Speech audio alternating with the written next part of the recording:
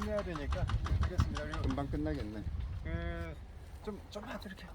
네, 좀 더 가까이 모이게. 일단은 제장님 좀 나중에 또 말씀하시겠지만 좀 멀리서까지 오시고 같이 이렇게 참여하시게 오신 분들에게 집행부의 일원으로서 정말 감사하게 생각합니다. 작년에는 작년에 이렇게 봉사활동 왔을 때는 잘 몰랐는데 이런 활동들이 우리한테 큰 힘이 될 거라는 거, 그래서 다시 한번 진심으로 감사드리고 마늘에 대해서 간략하게 좀 교육을 시작하겠습니다. 자, 마늘은 우리가 지금 이쪽 마늘은 품종이 굉장히 단단합니다. 다른 품목들에 비해서. 그래서 지금 여기 제주도에는 남도, 그 다음에 대서 여기 품목이 심어지는데 거의 대부분이 남도입니다. 그래서 남도 벌마늘이라고 합니다. 흔히. 그러니까 벌마늘이 좀 벌어진다는 거죠. 그래서 우리가 조사를 하다 보면 약간씩 이렇게 벌어진 것들을 불량이 아니라 원래 그런 품종이다 라고 보시면 되고요. 이게 이제 상해 조생이라고 하고 대만 조생이라고 합니다. 그러니까 중국산입니다, 이거 원래. 그리고 대서종이라고 있는데 그거는 이제 스페인산. 근데 그거는 거의 많이 안 심습니다.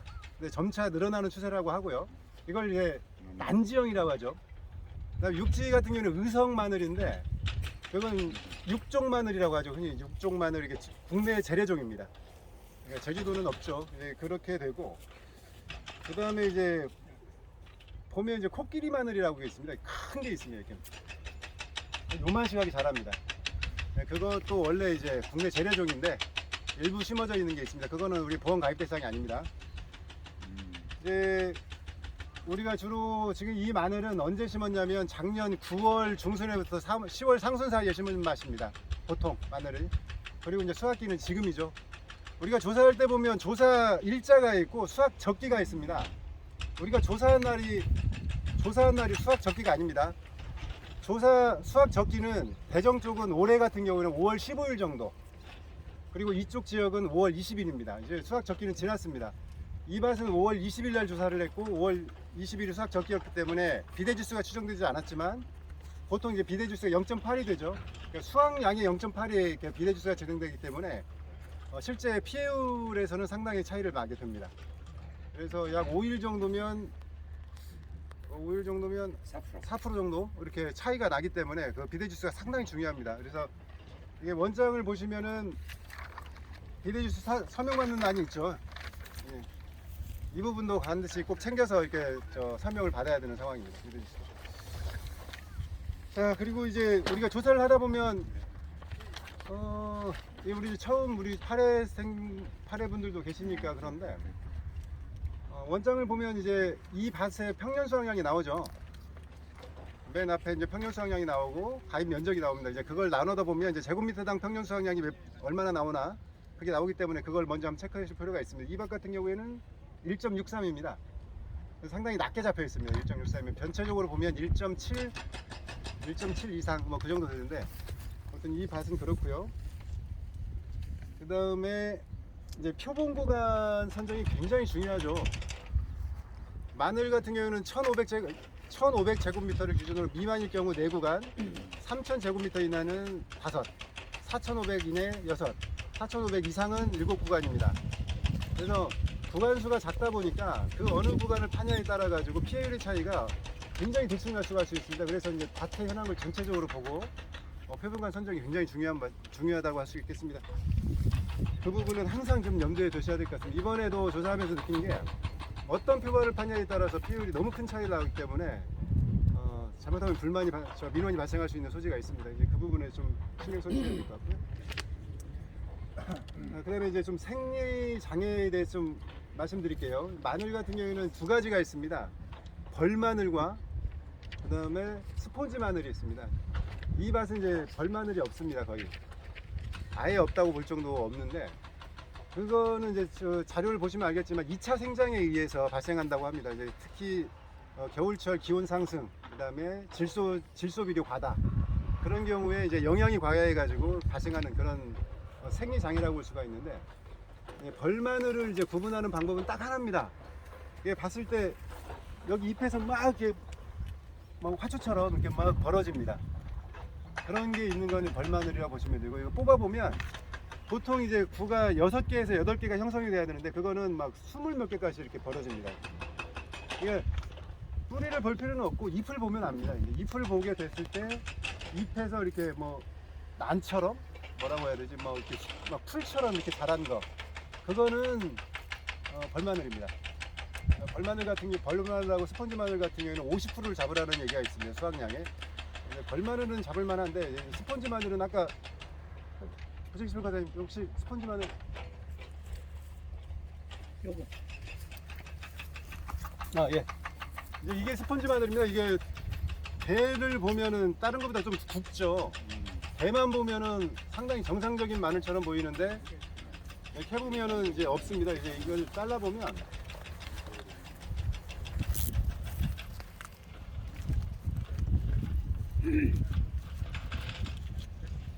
잘라보면 없습니다. 이게 이런 형태가 이제 스펀지 마늘입니다. 눌러보면 약간 좀 푸신푸신하다 해가지고 스펀지 마늘 같은데 이것을 이제 제주도에서는 우리 어른들은 멍텅구리라고 합니다. 예, 그런 말도 이제 익혀둘 필요는 있습니다. 예. 이런 거 같은 경우에는 이것도 마찬가지로 50%를 잡게 돼 있는데 우리 업무방법서상에는 없습니다. 업무방법서상에는 유일하게 나와 있는 거는 3.5cm 이하는 80%와 100%를 구분한다는데 80%와 100%를 구분하는 그 근거도 없습니다. 그래서 웬만하면 이제 3.5cm 이하는 그냥 80%를 잡고 마는데요. 그렇게 하시면 되는데 대부분 이제 80% 작은 밭이 있는 경우는 80%를 아무리 넣어봤자 수확량이 늘어나지는 않습니다. 그래서 케일이 굉장히 커지는 경향이 있습니다. 아무튼 생리장애로는 스펀지 마늘하고 벌마늘 두 개다. 그리고 스펀지 마늘은 아까 보신 것처럼 이렇게 돼 있고 그런데 그 밭들 그 스펀지 마늘이 있는 데는 좀 빨리빨리 되네요. 보통 알이 좀 굵은 알이 좀 굵은 데서 좀 많이 생깁니다. 자 그리고 또 좀 체크해야 될 게 몇 개 있는데요. 마늘에 이제 중요한 그 우리가 조사를 하다 우리 조사 입장에서 하는 겁니다. 조사 입장에서 보면 우멀칭 마늘이 있습니다. 우멀칭 밭. 우멀칭 밭은 이제 조사 대상이 아니죠. 인수 제한이기 때문에요. 그 다음에 근데 이제 요즘은 액상 멀칭을 좀 합니다. 뿌리면 이제 비닐 멀칭을 하지 않고 액상 멀칭을 하는 경우가 있습니다. 네, 그런 거는 좀 확인할 필요는 있고요. 그건 내년에도 다시 아마 어떤 요구 얘기가 나올 겁니다. 그 다음에 주화 마늘이라고 있습니다. 주화 마늘은 뭐냐면 이거 쫑이거든요. 쫑. 이게 올라온 게 쫑이 있잖아요. 쫑 끝에 보면 이렇게 씨가 맺힙니다. 이게 그게 주화 마늘인데 그 주화 마늘을 심는 밭이 있습니다. 그 주화 마늘을 심는 밭은 딱 봐도 압니다. 이렇게 정상적이진 않은데 그거는 종자 생산용입니다. 종자 생산용이기 때문에 우리는 판매용만 가입하게 돼 있죠. 그래서 종자 생산용에 대해서는 미부상 면적으로 잡아야 됩니다. 자, 그러면 이제 조사를 시작하시죠. 그러면 왔을 때 처음으로 해야 될 거는 면적 조사죠. 면적을 이제 면적 측정기로 한번 조사를 하고 타작물이 있거나 고사 면적이 있거나 기수학 면적이 있으면 조사를 먼저 해야 됩니다. 그리고 표본 구간을 선정해야 되는데 표본 구간을 선정하기 전에 이 아까도 말씀드렸듯이 표본 구간이 적기 때문에 이 밭의 전체를 현황을 정확하게 드러낼 수 있는 표본을 잡아야 됩니다. 그래서 이제 두 분이 움직이면 한 분은 면적 조사를 하고 한 분은 밭의 현황을 전체 조사하고 표본을 잡아야 되겠죠. 표본을 잡았을 때 표본을 잡고 나서는 5주 이상 보통 이제 저희는 5주만 하죠. 5주의 길이와 5주의 하나, 둘, 셋, 넷, 5주죠. 그러면 길이는 6주를 재야 되겠죠. 네. 5주에서부터 6주까지의 길이를 재고 그러면 이게 주간거리. 여기 이제 원장이 조사서에 보면 나올 겁니다. 뒤쪽에 보면 이제 기록하는 란이 있죠. 조사서 이제 입력란이 데이터 입력란이 있습니다. 그리고 하나 지금 계속 하면서 이렇게 말씀드리는데 빠뜨릴 수는 있어서 말씀드리는데 이거는 수정액 쓰면 안 됩니다. 데이터 값을 넣을 때는 수정액을 써도 안 되고 뭐 테이프 써도 안 됩니다. 고칠 때는 두 줄은 긋고 계약자 서명을 받아야 됩니다. 그래서 신경 써서 조사값을 넣을 때는 좀 신경 써서 주시고요. 표본 구간은 아까 말씀드린 주간 거리가 6주, 그러니까 원래 5주니까 6주의 길이를 잽니다. 이게 주간 거리가 되겠고 이랑폭은 이랑과 고랑을 합한 거리. 그래서 이게 지금 1.8이거든요. 그러니까 저기서부터 여기까지죠. 네, 여기. 이렇게 재기 싫으면 이 가운데에서 가운데를 재면 됩니다. 그래서 이란거리와 주간거리와 이란폭이 굉장히 중요합니다. 이 포봉 구간의 넓이가 피해율에 미치는 영향이 엄청나게 큽니다. 특히 이제 모슬포 쪽은 0.6과 그러니까 주간거리가 10cm입니다. 그래서 길이가 0.6이거든요. 여기는 0.8입니다. 20cm의 차이가 피해율에 미치는 영향은 한 29% 가까이 납니다. 이랑폭도 그쪽은 160을 잡습니다. 근데 여기는 이랑폭이 180이거든요. 그걸 다 합하면 피해율의 차이가 약 44% 차이 납니다. 그러니까 이 표본 구간 면적 조사가 상당히 중요합니다. 너무 넓어버리면 피해율이 너무 커지죠. 예. 그래서 사실 이쪽 지역을 조사하면서는 사실 조금 줄였습니다. 너무 피해율이 너무 높게 나와가지고 그런 부분이 있으니까 일단 주간거리 이랑폭 조사는 굉장히 중요하고요. 중량은 조사서 보이시면 이제 유효 중량입니다. 우리가 이제 그냥 쓰기만 하면 되겠죠. 이제 그 옆에는 저희 같은 경우는 정상과 80%를 비교를 했습니다. 비교를 안에 이제 정상 몇 그램, 80% 몇 그램 하고 이걸 합산해 가지고 80%는 20%만 적용하죠. 그래서 이제 중량을 다 넣었고 그렇게 해서 조사서를 작성하면 됩니다. 조사서 뒤에 저기 찍어서 하나 올려주세요. 아, 예. 그리고 이제 조사서를 이렇게 기입이 된 거야. 네, 조사서를 다 하게 되면 이게 이 밭의 조사서입니다. 이게 이제 가입 면적하고 실제 경영 면적이 10% 미만이어서 원적 변경을 하지 않았다. 첫 번째 이렇게 썼고 이게 원적 변경 요건은 이제 10% 이상 차이가 실제 경작 면적과 가입 면적이 10% 이상 차이가 나면 원점 변경 대상입니다. 그러니까 이 자체가 잘못됐으니까 다시 바꿔야 된다라고 이제 농협에 제출하는 거거든요. 그러니까 그 부분 좀 체크하시고 이 부분은 그 차이가 없습니다. 그리고 밭 모양이 보시면 알겠지만 좀 이따 조사 보시면 약간 중앙 부분이 이렇게 볼록한 농지입니다.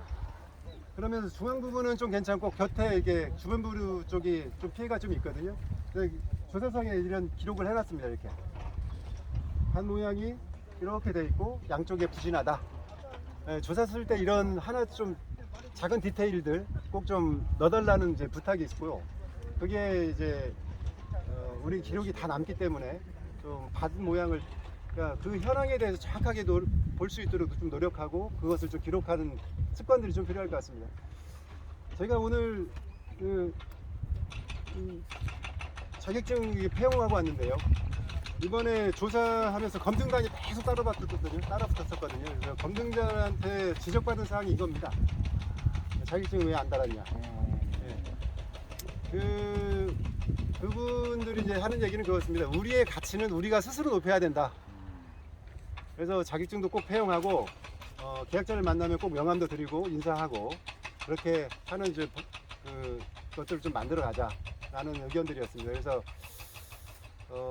명함을 이제 드리는 쪽으로. 네, 그러니까 처음 이제 계약자 이제 조사로 가면 명함도 드리고 최대한 자격증도 폐용하고 그런 검증단 어디서 나온 검증단이었었어요? 이번에 새로 뻗었잖아요, 검증단. 농검은? 네. 이번에 새로 해가지고 오신 두 분이 오셨습니다, 검증단이.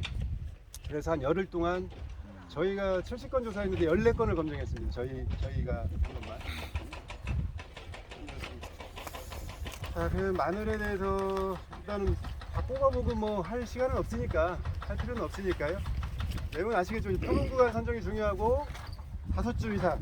그러나 올해는 5주. 그래서 길이는 6주를 재고 이랑폭을 재고 그 다음에 잘라서 3cm를 잘라야 되죠. 종구에 3cm를 자르고 뿌리에 흙이 많으면 다 털어야 됩니다. 그리고 비가 많이 온 날은 이제 뿌리 좀 잘라줘야 됩니다. 거기에 흙이 많이 묻어 있으면 털 수 없으면요. 그래서 그 무게를 정상과 80%, 그 다음에 벌마늘과 스펀지 마늘이 있다면 50%. 그래서 별도로 또 계산을 하고 사진을 또 다 찍고 그것을 이제 조사서에 기록하면 됩니다. 그리고 이제 어쨌든 계약자 설명이 중요하죠. 계약자분께 이제 최대한 기분 나쁘지 않게 잘 설명드리고 보험금이 나가면 나가는 대로 못 나가면 못 나가는 대로 잘 설명드리고 이제 그렇게 그게 제일 중요한 부분이 설명이기 때문에 어쨌든 그 부분에 대해서는 또 나중에 또 계약자 설명 잘 받는 법 좀 더 부담감 없이 할 수 있는 그런 거에 대해서 같이 한번 논의할 수 있었으면 좋겠습니다.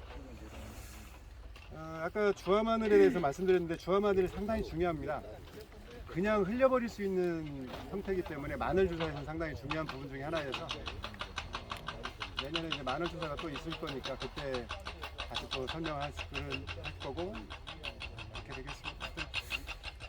마늘은 아까도 말씀드렸듯이 마늘은 품종이 간단하기 때문에 그거 막 품종에 대해서 너무 신경 쓰지 않아도 됩니다. 그래서 딱 좀 간단하면서도 피해율이 좀 은근히 많이 나올 수 있는, 잘못하면 표본 구간 선정이 조금만 잘못되면 피해율이 굉장히 높아질 수 있으니까 그 부분만 좀 조심하면 될 것 같습니다. 자, 뭐 궁금하신 사항 있으면 말씀해 주십시오. 궁금하신 사항 없으면 우리 저 주회장님 먼저 한 말씀 하시고. 오늘 날씨 뜨거우니까 각자 조심들 하시고요. 나와주셔서 감사하고 또 마늘은 수박하고 오늘은 마늘 표본조사 방법에 대해서 제주지회에서 현장 교육을 실시를 했습니다. 마늘은 제주도 지역에서 서쪽 지역, 대정 지역에서 수확을 많이 합니다. 그런데 오늘은 제주도의 북쪽 구자읍 김영 해수욕장에 있는 김영에서 현지 조사를 했습니다. 네, 고맙습니다.